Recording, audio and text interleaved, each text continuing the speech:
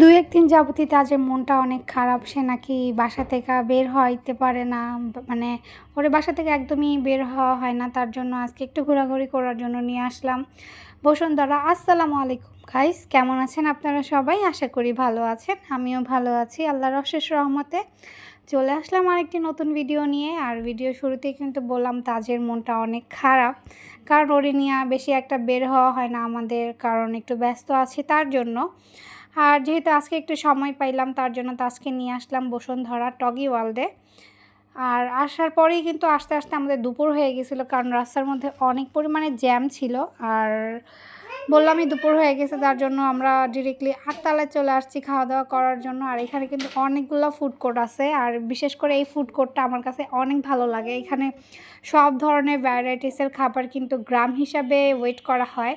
এটা আমি অনেকবার দেখছি ভিডিওতে, ফেসবুকে, ইউটিউবে।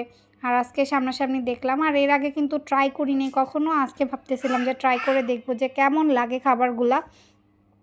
আর আসলে অন্য অন্য দোকান থেকে খাওয়া হয়, এখান থেকে কিন্তু কখনোই খাওয়া হয় না। ভাবলাম যে আজকে ট্রাই করে দেখি। পরে কিছু কিছু আইটেম আমি আর তাজের বাবা ট্রাই করছিলাম, আমার কাছে মোটামুটি ভালোই লাগছিল। আর দামটাও এভারেজ ছিল। আর ওইখান থেকে খাওয়া দাওয়া করে আর একটু ঘোরাঘুরি করার পর, একটু শপিং টপিং করার পর এখানে কিন্তু আমরা লাঞ্চ করতে বসে পড়ছি। আর এখানে কিন্তু তাজের খাবার অলরেডি চলে আসছে, দেখেন। তাজ সস দিয়ে খাবে। প্রথমে ওকে চিকেন ফ্রাইটা দিছিলাম, তখন ও চিকেন ফ্রাইটা খাইতেছিল না। পরে সস দিয়ে দিছি, দেখেন ও সস ভরায় খাইব। মাশাল্লাহ আমার বাবাটা মানে ওর বাবা বলতেছে, দেখো তুমি কি খাবার নিয়ম বুঝো? আমার ছেলে কিন্তু খাবার নিয়ম বুঝে, দেখো সুন্দর করে মাশাল্লাহ খাচ্ছে। আর খেতে খেতে কিন্তু তাজকে জিজ্ঞাসা করতেছিলাম, বাবা তোমার মনটা কি একটু ভালো হয়েছে নাকি এখনও ভালো হয় নাই? কিন্তু বেচারার মন ভালো হইতো, যেই কারণে ঘোরাঘুরি করার জন্য ওকে নিয়ে আসছিলাম, সেই কারণটা বলাই হয় নাই। আজকে টগি ওয়ার্ল্ডে নিয়ে যাব আজকে একটু খেলার জন্য। কিন্তু আসার পর দেখলাম টগি ওয়ার্ল্ডটা বন্ধ, মানে লাঞ্চ ব্রেক দিছে ওনারা, 3টার পর চালু হবে। আর আমরা কিন্তু সকাল সকালই বের হয়ে গেছিলাম, কিছু কাজ ছিল ওইখানে, কাজ শেষ করে দেন আস্তে আস্তে আমাদের দুপুর হয়ে গেছিলো। আবার বাসায়ও কিছু কাজ আছে, তাড়াতাড়ি চলে যেতে হবে। তার জন্যই কিন্তু দেখেন শপিং টপিং করে কিন্তু লাঞ্চ করতে চলে আসছি, অনেক ক্ষুধা লাগছিল।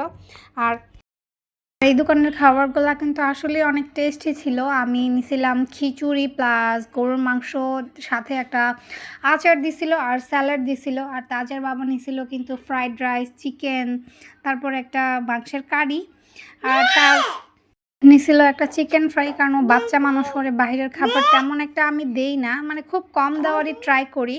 কী করবো ভাই, বাচ্চা মানুষ একসাথে খেতে বসলে একটু না একটু তো খেতে মানে মুখে দেওয়া লাগে। তার জন্যই ওর জন্য একটা চিকেন ফ্রাই নিছিলাম।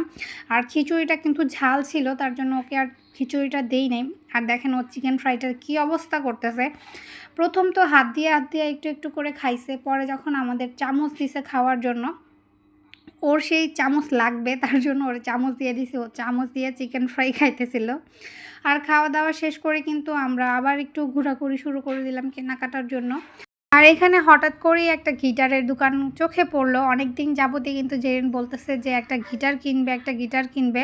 তার জন্য এই দোকানটার মধ্যে ঢুকা। দেখেন এখানে কিন্তু অনেক সুন্দর সুন্দর গিটার আছে, অনেক ভ্যারাইটিসের গিটার আছে। গিটারগুলো কিন্তু আমার অনেক ভালো লাগছে, স্পেশালি এই ব্ল্যাক কালার গিটারটা। এর মতো কিন্তু শপিং করার ডান না। আজকের জন্য এই পর্যন্তই রাখবো। সবাই ভালো থাকবেন, সুস্থ থাকবেন। আল্লাহ হাফেজ।